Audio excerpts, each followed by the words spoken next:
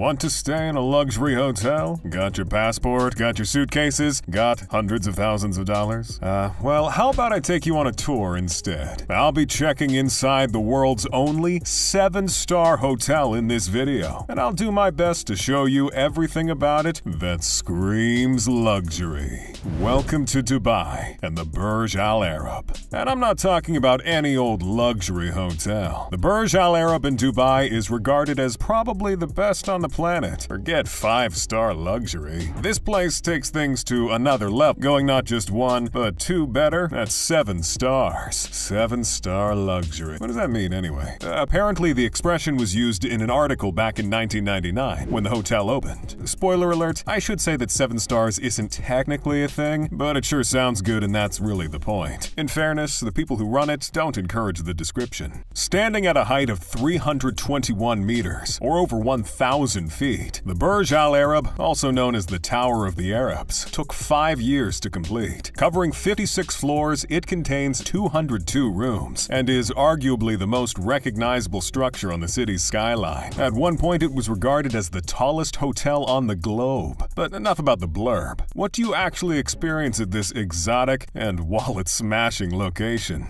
Arrival. If you really want to blend in at the Burj Al Arab, you may want to arrive in style. A Rolls-Royce is on hand to drive you in comfort. Or, should you wish to suggest a lofty status, then they don't come much loftier than a helicopter pad. Either way, you need to be the highest of high rollers to access the private resort. Let's say you're stepping out of the Rolls and looking up at this vast structure. Interesting shape, right? It reflects the elegant design of a ship's sail. Ironic, given that it sits in the middle of the desert. Still, forget about a dry and dusty environment packed with scorpions and sand dunes. This is the absolute height of luxury. I'm sure you're dying to take a look inside. So let's act like a wealthy person and get checked in. Reception. No standing at reception waiting for someone to grab your bags here. There's an area where you go to chillax, while all that business is handled by mere mortals. Refreshments and snacks are available to make sure you feel treated well from the outset. Once everything's taken care of, it's time to go up to your suite. Ascension. You don't go upstairs at the Burj Al Arab, you ascend, walking across statuario marble floors, and yes, that is a particularly fancy type of marble. You are taken onto an escalator, arguably unlike any other. The wall is a large aquarium, meaning that as those fish float, you glide to your destination. Also, it looks like a pretty clever way of creating a contrast with the arid desert surroundings. Suites.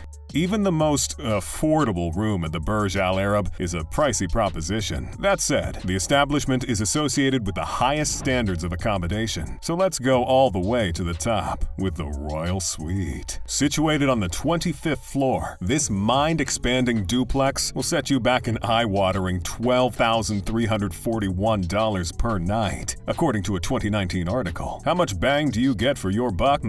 Bang? At this level, things become more like a firework display. Take the lobby, for example. Yes, when splashing out on the best, you may as well have a lobby to your hotel room. Sorry, suite. It has a grand-looking staircase and sculptures that come straight from a Hollywood cruise ship. A regal dining room may well give you a stiff back, going by the shape of those chairs. However, with this place's reputation, you are guaranteed the softest and fluffiest cushions in town, should you need extra comfort. Speaking of which, when you're looking for somewhere to lay your head, why not check out the Pillow Menu Head Games.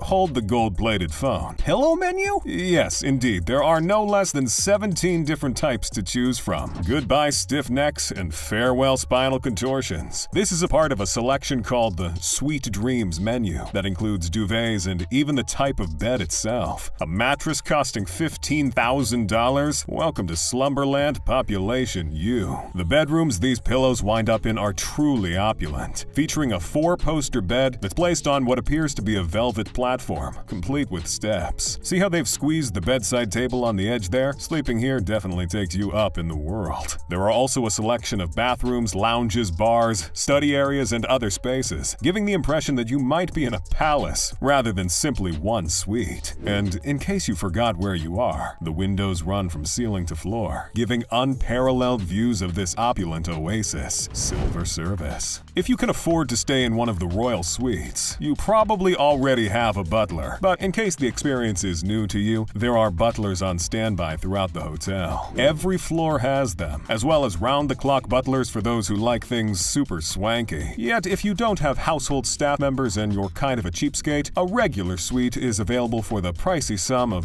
$2,700 per night. Facilities. It sounds so ordinary, using a word like facilities in connection with the Burj Al Arab. That said, it is a hotel and provides services to the public like any other. There are significant differences, of course. I mean, a lot of hotels in the world don't have gold everywhere. Plus, they don't break records for aristocratic food, like the time the Burj Al Arab hosted an enormous 17-kilogram tin of caviar in 2016. I'm assuming this tin didn't have its own suite, and no doubt you'd require a gold tin opener to crack open the contents. Eat like the rich. Meal times are the establishment's time to shine. 6 restaurants can be found on the premises. Up until 2019, acclaimed English chef Nathan Outlaw ran the Al Mahara, an example of the kind of renowned talent this prestigious location attracts. Translating as oyster, Al Mahara takes its seafood seriously. You reportedly take what's described as a simulated submarine voyage to get there, and once inside, you fill your belly next to a huge aquarium. By huge, I'm talking close to 1 million liters of water. Should you prefer to be out of the water and amongst the clouds when enjoying your meal, then the Al Muntaha might be your cup of tea. Disclaimer, I'm not sure if they serve tea, but if they do, it's probably the greatest cup of tea in the world. The name translates as the ultimate, and the restaurant is 200 meters, 660 feet up. Vertigo sufferers should probably give it a miss. The cantilever that helps hold the restaurant up is enough to get me sweating from every pore. But hey, at least I'm sweating in style. Games without frontiers. There are also spas and a terrace spanning some 108,000 square feet. If you're a sports lover, then you should know the Burj Al Arab has hosted some of the greatest names in 21st century sport. Tiger Woods used his club on the helipad. Yes, you heard that right. I mean, it's only 210 or 689 feet in the air, but don't let that put you off your golf swing. Rory McIlroy tried his hand later on in 2011. Mind you, Tiger might be considered a lightweight next to Roger Federer and Andre Agassi, who played tennis on the helipad in 2005. Then in 2013, David Coulthard did some circular skids in a race car, in what sounds like a scene from Fast and Furious. The helipad is 24 meters or 78 feet in diameter, just to give you an idea of how precarious the location is. Structure. The exterior of the Burj Al Arab has an exoskeleton made of steel. Its distinctive shape means it can withstand the desert winds. However, there's another factor that can really take its toll on the structure: heat. Naturally, the steel expands as the temperature ramps up during the day. To this end, supports were put in place that hold everything in check. Concrete columns keep the hotel in place beneath. There are reportedly 250 of these, and they measure 45 meters or 148 feet each. The columns have been inserted into the sand and form a sturdy base for the artificial island which the Burj Al Arab sits upon. As for the sail design, well, that's more literal than you think. Not only is it shaped like one, it also features a white textile covering on the main facade. This is reportedly the largest section of fabric on Earth. Only in Dubai, right? The atrium of the hotel is the tallest of its kind in the world, according to Guinness. And while it isn't the tallest building in the world, it is apparently the tallest one used as a hotel. Origins. Currently managed by the Jumeirah Company,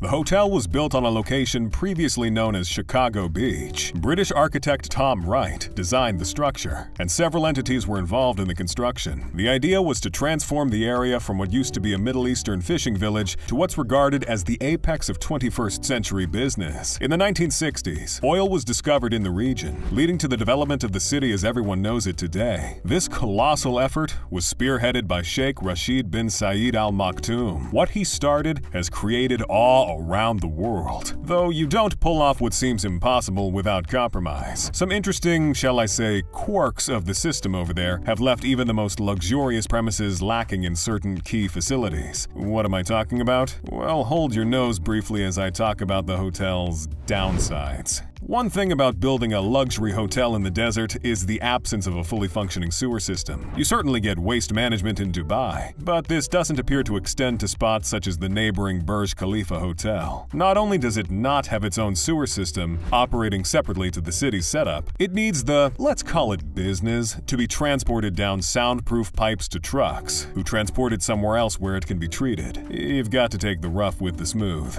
and Dubai is a classic example of this. Looking for a 7-star YouTube channel? I have some other videos that provide the highest standards of information and entertainment right here.